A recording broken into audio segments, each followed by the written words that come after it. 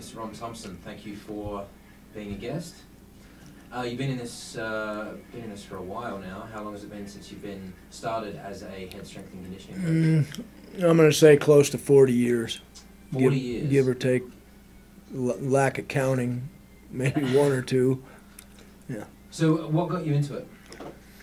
Well, I originally came out of college thinking I'd be a high school football strength coach, teacher, and did do that. And then early 1980s, the profession was coming on as far as on the collegiate level, and I saw it. There was maybe only a dozen to 18 strength coaches in the entire country, and it perked my interest because I'd always been involved in it at the high school level.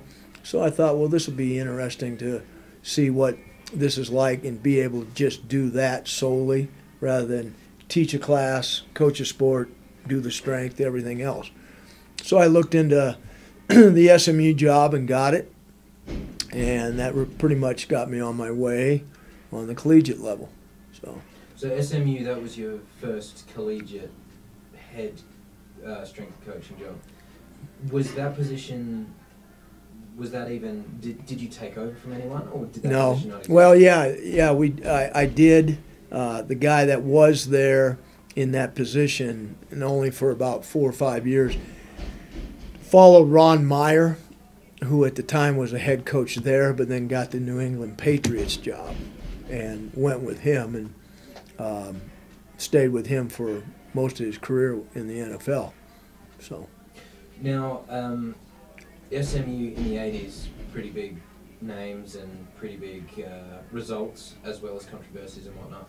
But you've coached Super Bowl champions, national champions, NFL MVPs, Super Bowl MVPs. Right. I mean, they're one and the same for a couple of them, but there's a picture behind you of Drew Brees, and there's a lot. I see a lot of the Purdue stuff. Who's the best athlete as far as just raw athleticism that you've coached? Doesn't have to be football. Could be basketball, baseball. Could be a track runner. Could be a... Oh, it's pretty hard to name one because there is so many. I've worked with so many athletes in different sports that have been high caliber, international, Olympic, professional. I mean, that's really a hard question. I'd have to sit down for quite a while and narrow it down, but I couldn't give you one person because it's just so difficult. I mean, you got track athletes, you got swimmers, football, basketball. It's just really difficult. Now, you mentioned football and you wanted to be a football strength and conditioning coach more so than anything else. What about football coaching? Was that ever a direction that you wanted to take? Well, that's what like I said, that's what I started doing. I had the interest from playing it, coaching it, and started that in that direction on the high school level. And strength, actually, when I started coaching and teaching high school, was kind of a side thing. Wasn't as big then, obviously it is now, but because of my knowledge and interest in it, I was always the coach on the staff or at the school that had the most knowledge, so I just was put in charge of that. So I coach football and track, and I've done a little basketball. In high school level, you find yourself in certain places, big school, small school, that you're going to do a little bit more than one thing.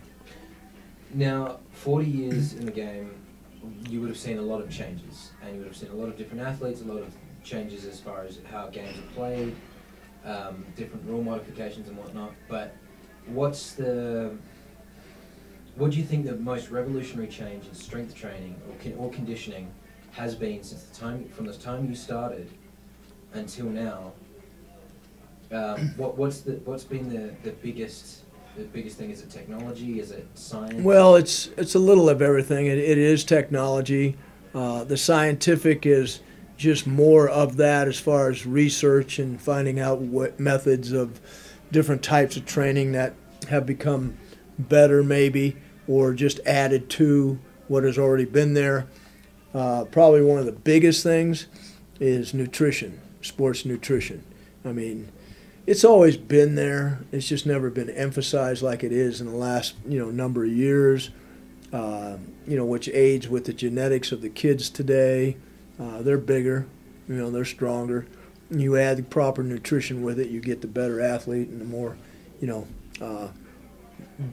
more well-rounded athlete and can perform better because they're eating better. So that in itself is probably the biggest matter of change in the profession as far as bringing in and emphasizing more and more and more of sports nutrition. Okay. Now, again, 40 years, a lot has changed. What hasn't changed? Well, it's the buy-in, it's the effort, it's the mentality that they've got to still understand how there's going to have to be a lot of hard work to get where you want to be, whether it's an individual sport or a team sport, and more so with a team sport. Changes, you're still going to be squatting, benching, power cleaning, doing different things like that. That's never changed. How you do it maybe does, but you just don't stop doing that.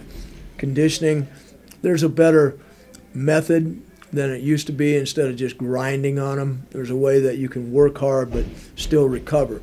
Recovery is another thing, like I said, with sports nutrition.